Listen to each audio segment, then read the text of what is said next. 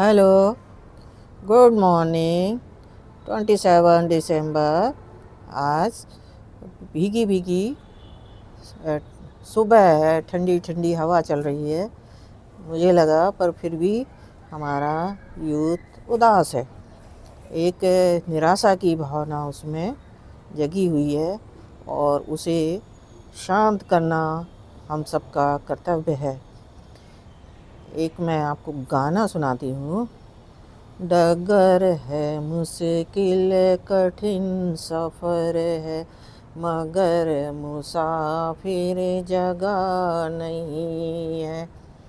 डगर है मुश्किल कठिन सफ़र है, मगर मुसाफिर जगह नहीं है।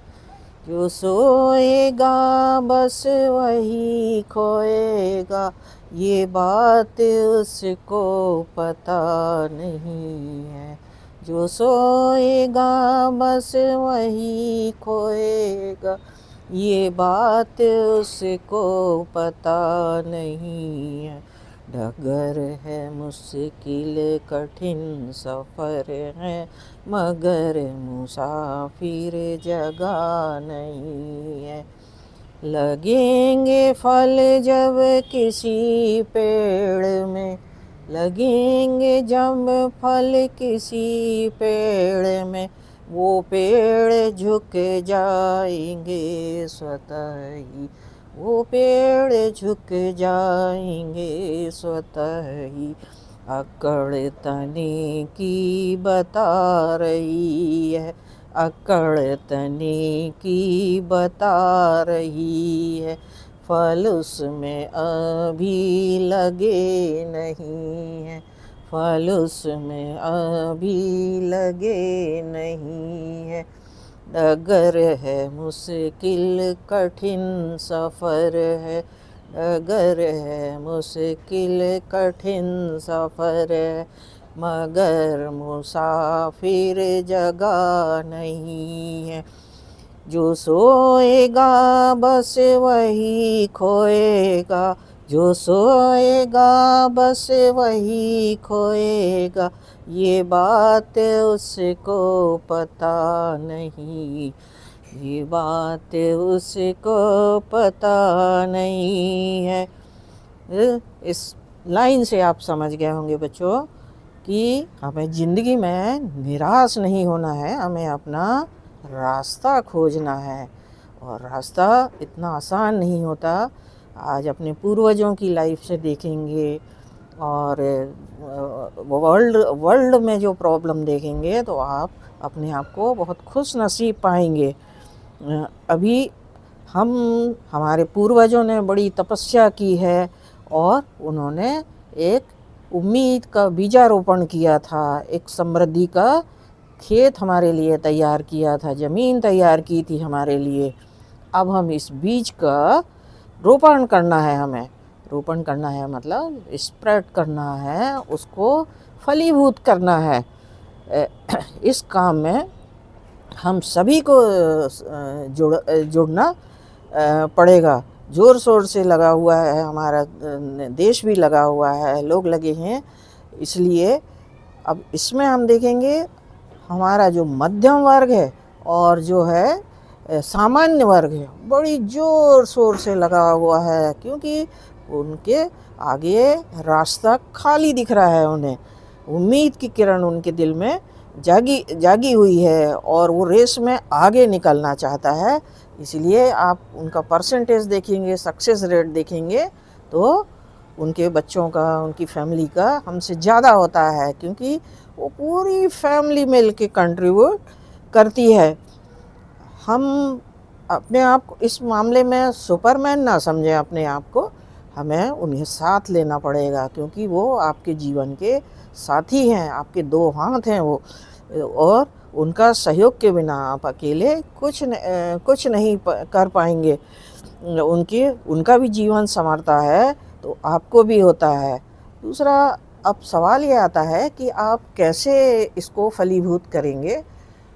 मेरा यह कहना है कि जो भी समझदार हो गए हैं, समृद्ध हो गए हैं, या थोड़ा सा कॉन्फिडेंस है जिनमें, उन लोगों को अनुभव लेना चाहिए किसी भी चीज़ में लेने के पहले कि अचानक से एक उड़ान भरने का सपना ले लें कि मैं ये कर लूँगा वो कर लूँगा और एंटर कर जाए, तो इसमें आपका सक्सेस रेट कम होता है, क्योंकि ये मानव स्वभाव है। डर तो उसके भी दिल में भरा हुआ है, वो आपको रोक रहा है, कुछ आगे आगे करने को रोकता है।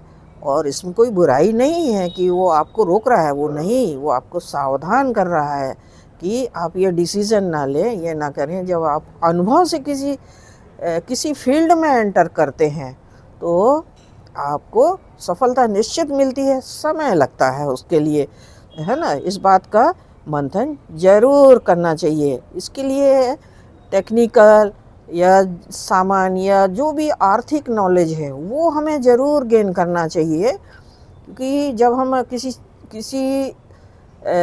चीज़ का विचार बनाते हैं तो उसमें घुसते हैं, तो हमको उसको क्या करना चाहिए, उसमें थोड़े समय छोटा या बड़ा का ज्ञान माइंड में ना रख के उसमें उसको अनुभव लेना चाहिए। वो अनुभव आपका सक्सेस रेट बनाएगा। मैं आपको एक एग्ज़ाम्पल बताती हूँ। ओबेरॉय ग्रुप है। ओबेरॉय ग्रुप कोई एक दिन में नहीं बना है।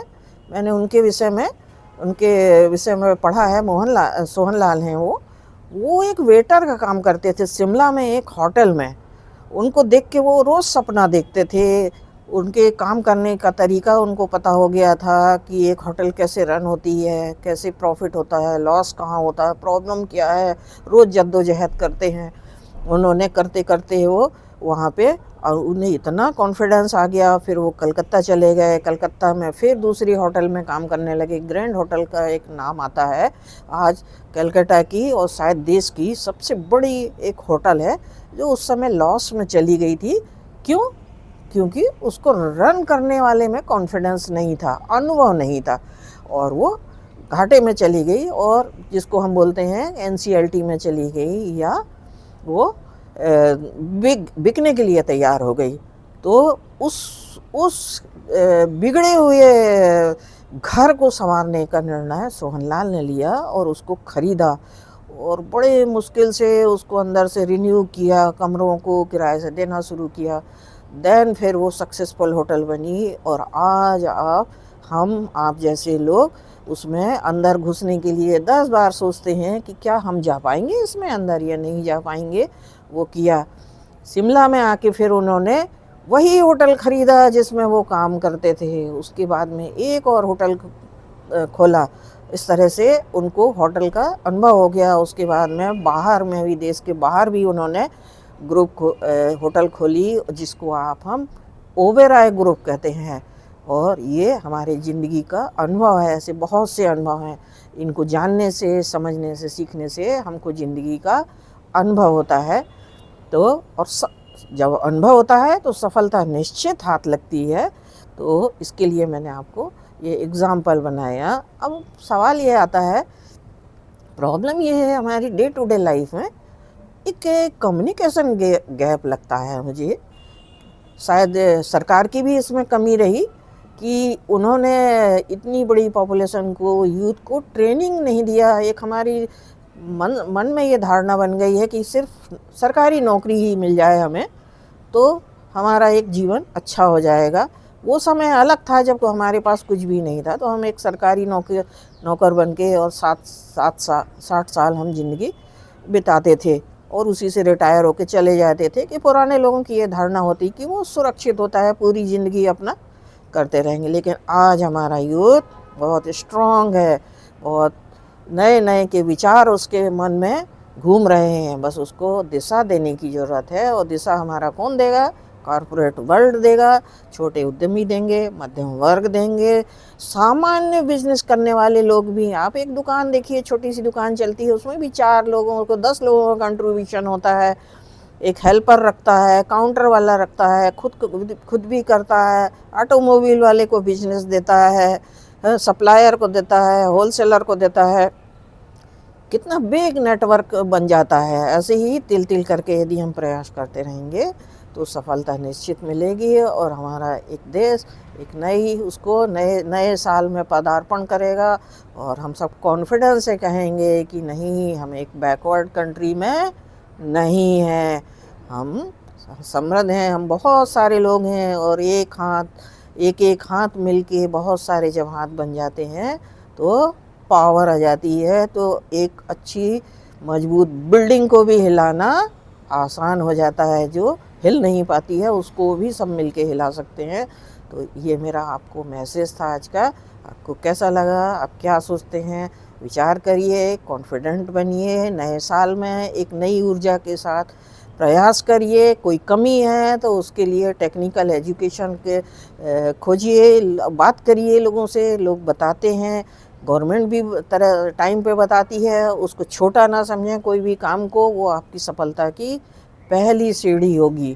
Thank you very much. आप बताएं, और नई ईयर की आप सबको मेरी तरफ से खूब शुभकामनाएं, और आप खूब प्रॉस्पर करें और कॉन्फिडेंस से कहें कि हम सब एक हैं। Okay, thank you.